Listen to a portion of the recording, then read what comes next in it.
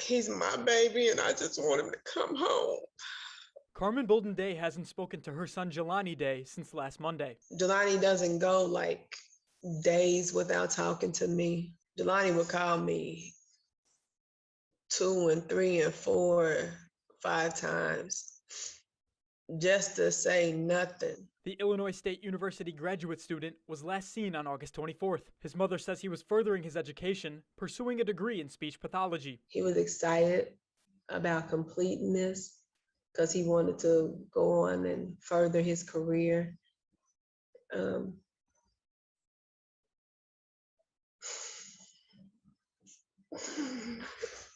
Painful is not even a word that I can even use to describe what I'm feeling.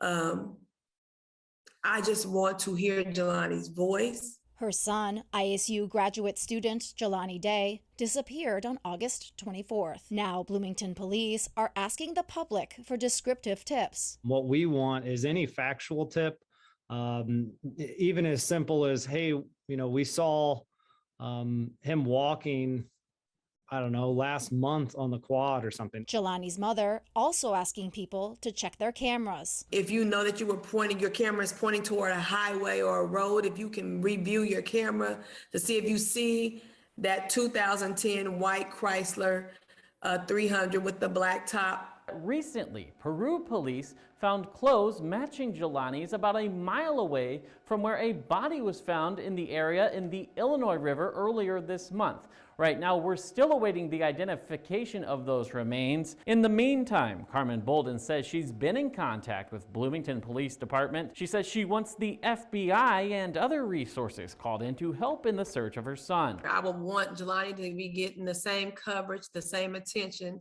that Gabby Petito and her family received, so that I can locate him and have him home with me. Investigators making the identification through forensic dental records and DNA testing in comparison. But why the 20-day delay? Bloomington Police spokesperson John Furman says there were issues with DNA testing extending the time it took to identify Jelani. The coroner's office sent off the testing.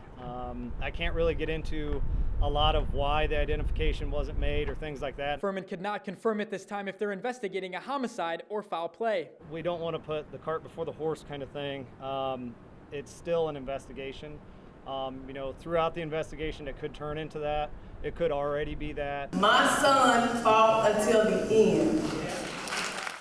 Family, friends, and loved ones honoring Jelani Day Saturday afternoon at a memorial service in Danville. The Illinois State graduate student was found dead near Peru in early September. I'm only getting ready to lay Jelani to rest, but I'm not going to rest because I can't rest because I don't know what happened to Jelani. His mother, Carmen Bolden Day, taking the stage to say she's not giving up and is still looking for answers. The case is still under investigation, but the day gave many the chance to remember the Illinois State University graduate student. Jelani was a beacon of light to everyone. Jelani's mother, Carmen Bolden Day, says she's gone too long without answers. Today, she wanted people to see these places with their own eyes, like the spot in the woods where his car was found.